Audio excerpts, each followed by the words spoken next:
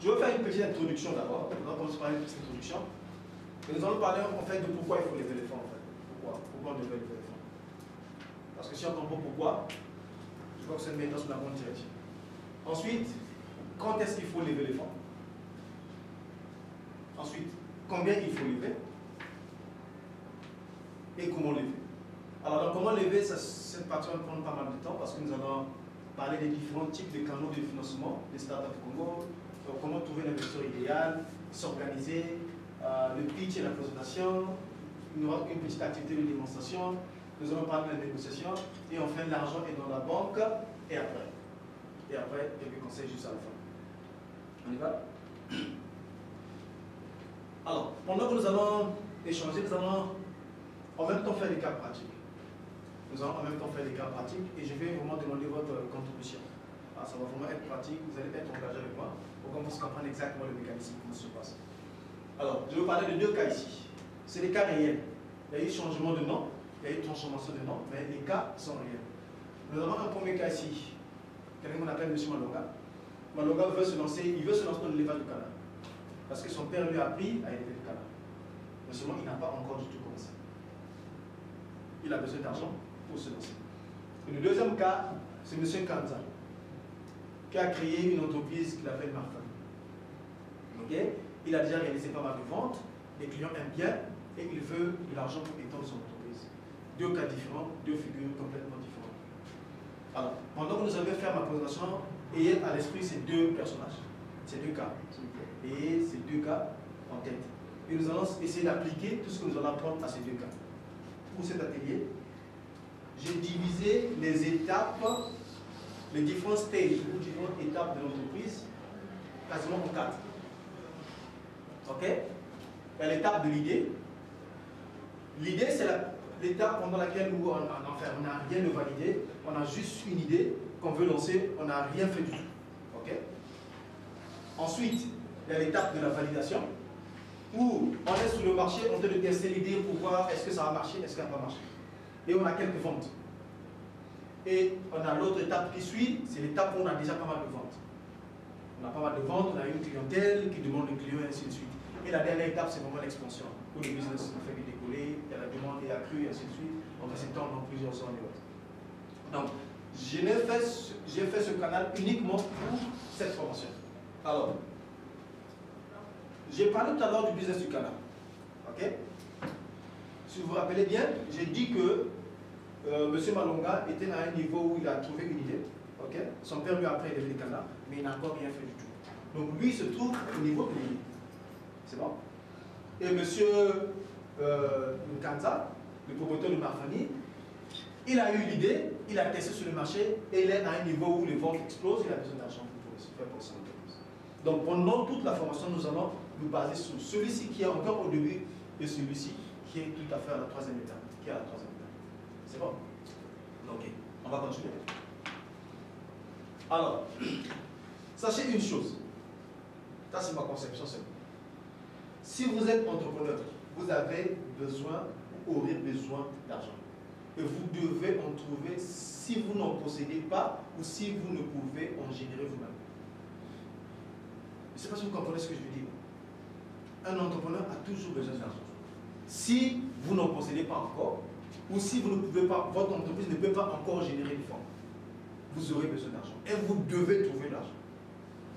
Parce que si vous ne trouvez pas l'argent, c'est la fin de l'entreprise.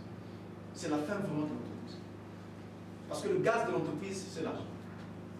Tant que vous avez l'argent, vous pouvez acheter des trucs. Tant que vous avez l'argent, vous pouvez payer les gens. Vous pouvez payer les services, et ainsi de suite. Mais quand vous n'aurez pas d'argent, vous ne pouvez plus fonctionner. Donc pour un entrepreneur, c'est important de comprendre que je dois avoir de l'argent. Soit c'est quelqu'un qui va m'en donner, soit c'est moi-même qui vais les générer, ou soit c'est des économies que j'ai fait à côté, ainsi de suite, que j'ai suffisamment d'argent pour gérer l'entreprise. Donc, au premier abord, c'est vraiment important de comprendre ça, que l'argent est vraiment, vraiment important. Et vous ne pouvez pas être en train de développer une entreprise et négliger l'argent. Et vous dire ça va aller demain, ou ça va aller après-demain. Je vais forcer les ventes, ainsi de suite. C'est pourquoi les entreprises américaines et européennes évoluent plus vite. Ces entreprises-là vont plus vite parce qu'elles ont accès à l'argent. Et leurs entrepreneurs pensent argent. Alors, Mais chaque fois que j'ai discuté avec des entrepreneurs, des entrepreneurs congolais, voilà ce qu'ils m'ont dit souvent quand il s'agit de lever des fonds. C'est trop complexe. On dirait un tableau de bord d'un avion. La navigation est trop difficile, on ne sait pas quel bouton appuyer. Quand tu appuies ici, il y a des alarmes, ainsi de suite. C'est trop compliqué. Certains disent que c'est difficile, d'autres disent que c'est vraiment impossible. Qui a ce sentiment-là? Que c'est très difficile de lever des fonds au Congo, quasiment impossible. Qui donne à ça, ce sentiment-là? Les levées de fonds peuvent être aussi simples. Il suffit de savoir comment s'y prendre. Il suffit de savoir comment s'y prendre, on peut bien lever les fonds. Okay? Alors, la manière de lever les fonds au Congo et la manière de lever les fonds à l'étranger, par exemple aux États-Unis, c'est complètement différent. Okay?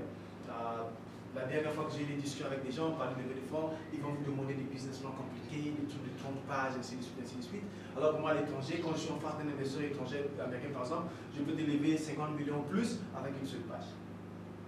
Je n'ai pas besoin de 10 pages, je n'ai pas besoin de 20 pages, je n'ai pas besoin de 50 pages. Alors, je ne vais pas parler de cette expérience extérieure, mais je vais plutôt parler de l'expérience interne ici au Congo et les mécanismes que nous pouvons utiliser. On continue? Alors, des erreurs graves, une mentalité inadéquate au Congo. C'est que moi j'ai remarqué.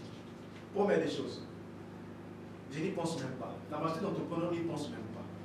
J'ai vu des gens surtout qui sont dans l'agroalimentaire, dans l'agriculture et autres, qui se donnent du mal, du matin au soir, qui travaillent et qui pensent que les fonds qu'ils doivent gérer doivent venir que de ce qu'ils produisent. Ils n'ont pas d'outils. Okay? Ils n'ont pas les outils adéquats.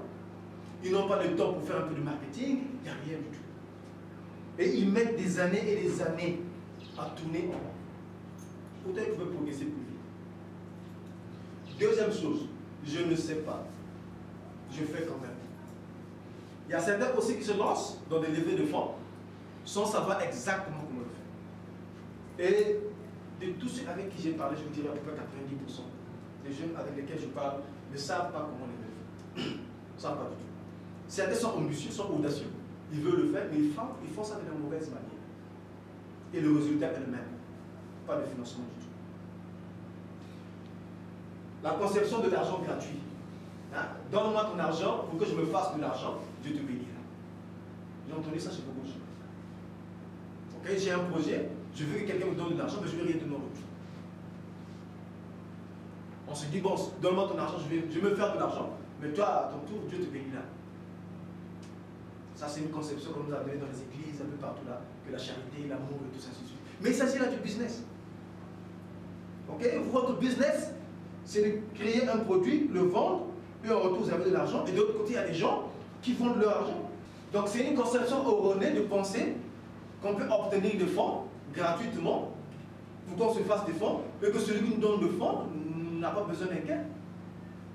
C'est vraiment erroné. C'est complètement erroné. Et ça, c'est une mentalité qui doit changer. Ça doit complètement changer.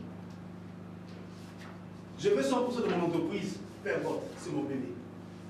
J'ai entendu beaucoup de gens dire ça. C'est mon entreprise, mais je vais céder des parts de mon entreprise, c'est pas possible. Moi, j'ai souffert pour que cette entreprise, c'est mon bébé. Je veux 100%. Ok, vous aurez 100% d'une entreprise qui vaut 10 000, alors vous pouvez avoir 50% d'une entreprise qui vaut 50 millions. C'est à vous de faire le choix. Donc, tant que ces conceptions-là ne changent pas, les gars, on va avoir du mal à lever les fonds. Même si le projet il est bon. Si on a ces erreurs-là en nous, là, ancrées en nous, on ne pourra pas les lever. Pas possible. Vraiment, ce n'est pas du tout possible. Dites-vous que l'investisseur vend son argent. Et vous vous achetez cet argent. Alors donnez quelque chose en retour. Donnez quelque chose en retour. De l'argent, des parts, je ne sais pas ce que ce sera, mais donnez quelque chose en retour. Ce n'est pas l'église.